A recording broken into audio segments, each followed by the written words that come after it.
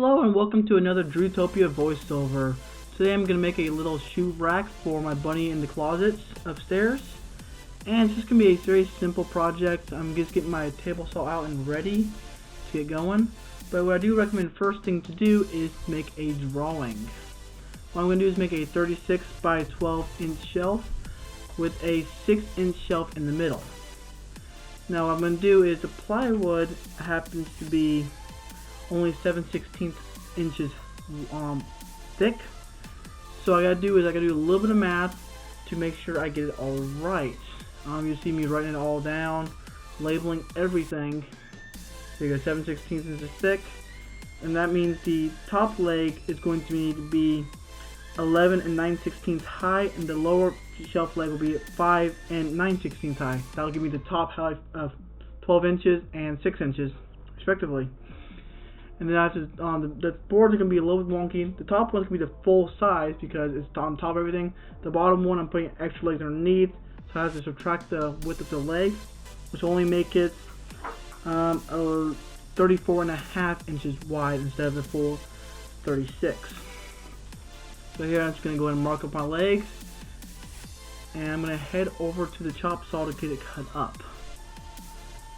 And what I do is get it nice in line, make sure you put the curve on the correct side of the one.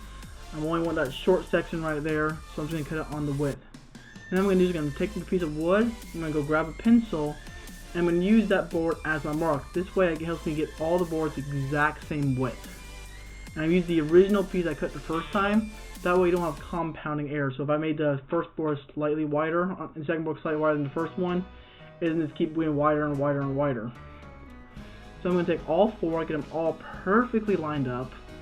I'm going to take a board and put it behind it. This is a little trick I'm doing to make sure they're exactly the same.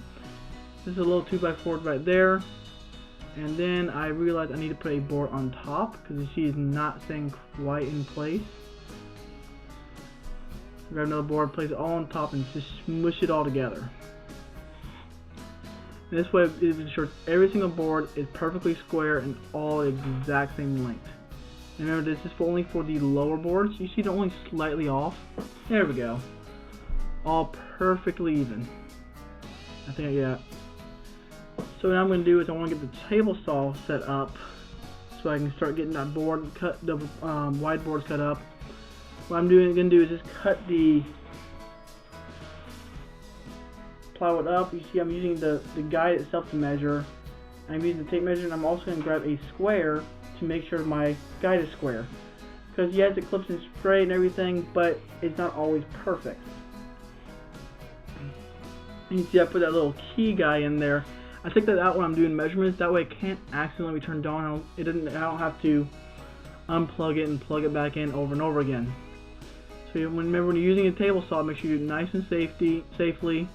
It's always good to have a buddy around. I don't, but my table saw has a rear catch on it. Most of them do not. So I'm just cutting the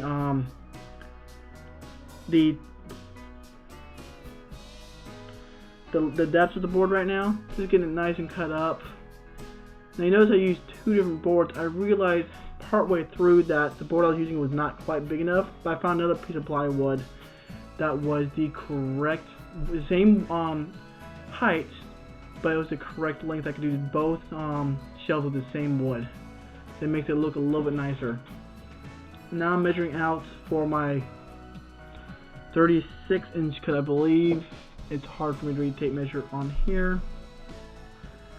And as always, I'm going to check it with the square. I don't know if I show this or not.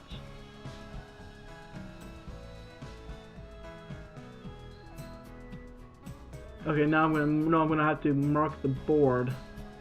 Okay, yeah, what happens here is the board is too long.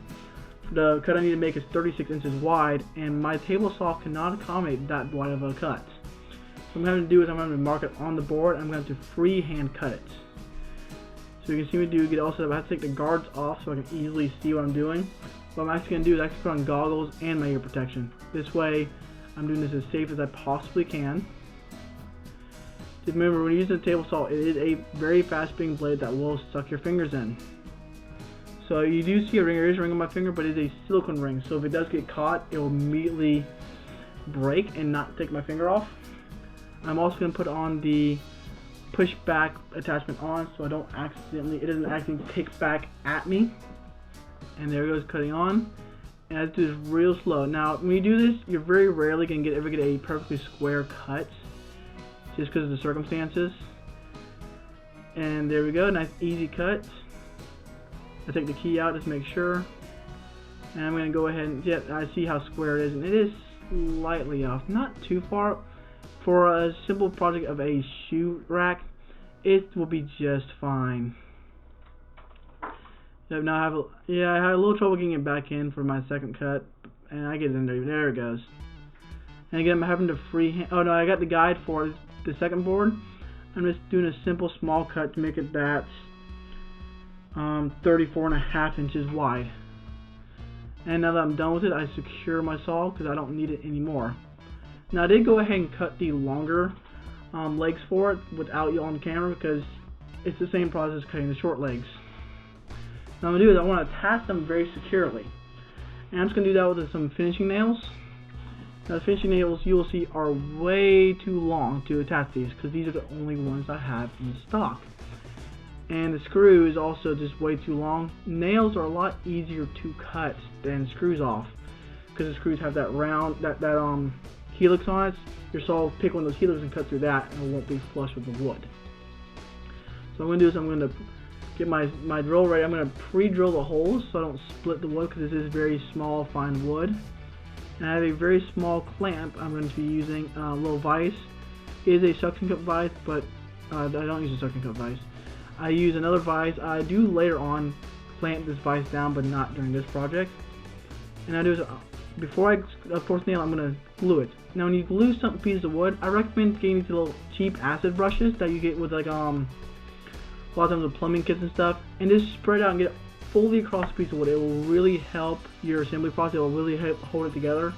I actually learned that trick from a famous person called Adam Savage, and he's the one I learned that technique from. So I'm just now you see I'm pre-drilling these nail holes and get nice, and I'm going to reposition it. So I'm going to hammer these nails in.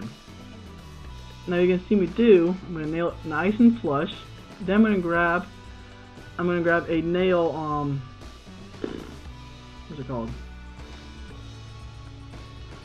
A nail punch. And what I'm going to do is I'm going to actually punch it in just slightly past the wood. And then I'm going to flip over the board. And that's when I'm going to cut it off. And the reason I'm doing this is that way when I'm going to punch it back through, the nail will be perfectly slightly in on both blades, and that way there's no nail possibly to catch anybody out. There you go, I got the nail punch, flipping it over, and grabbing a hacksaw and cutting as fine as I can. I do on the first one hit the wood a little bit, but again, as for a shoe rack, I'm not too concerned about it. So you gotta cut it off, and then I take the punch and just get it just a little bit in there. And take a paper towel and wipe it off. There you go, yeah. It looks really good. Now I went ahead and did it with all four of them. You don't need to see the process 4 times. I'm going to, again with the lower board, I'm going to glue it and nail it. So you see me getting the clamp ready. There we go. The first one's the most critical to make sure it's all perfectly aligned. Screw it in there. And get my nail in. Yeah, you gotta have it supported some way, so I use the other 4 legs to support it while I nail.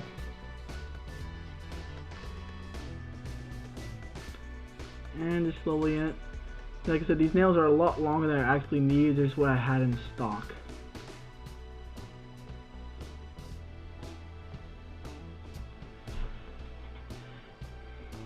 And again, I just use the nail punch just to make sure it's just under the surface of the wood. That way there's no chance of anyone getting caught anything on there. And as always, I recommend using these little brushes. They're for like 36 of them, it was like $8 or something like that. And you can buy them in like 150 packs if you want.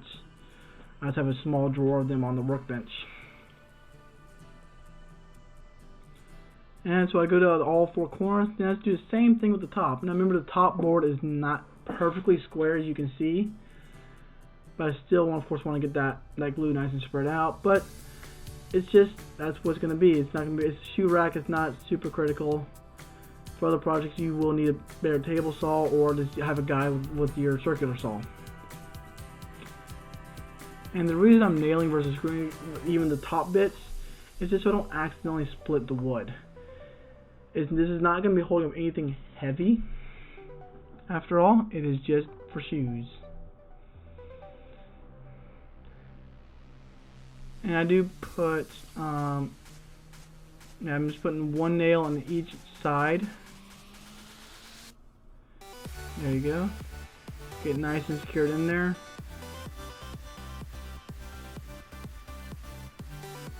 And that's a finished shoe rack.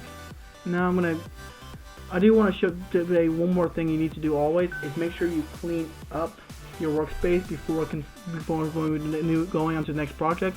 I'm also cleaning up because I'm going to spray paint this. So yeah, you just see me doing a quick cleanup, get everything nice and cleaned up. And I'm going to lay out some plywood and put it on there. And now, the bunny requested I use pink. She wants a nice pretty shoe rack. And it's going to look really, really good. I did prime before, I didn't I did prime the few knots on the wood. Now in hindsight, I should have primed the entire thing because this spray paint did soak in a lot.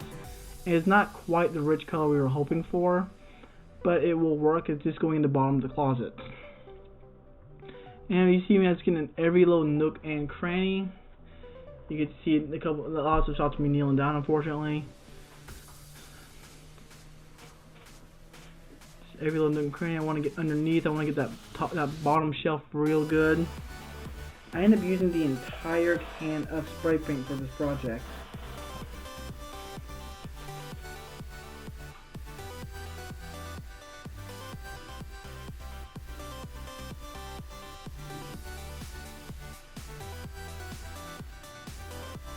Yeah, that's not the most glamorous shot of me, is it?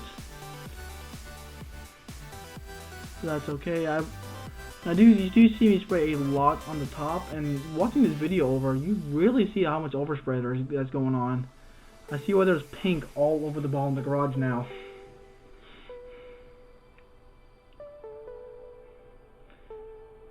And I just keep shaking it up.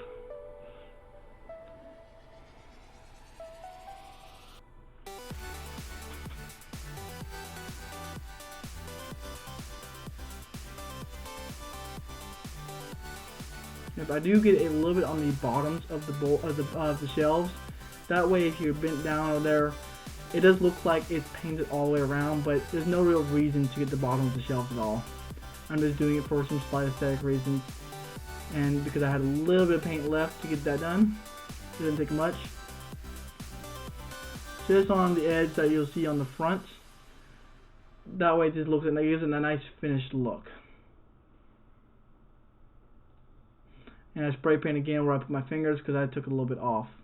Well, I hope you all enjoyed this little project. If you please consider subscribing, I will be much appreciated. Thank you.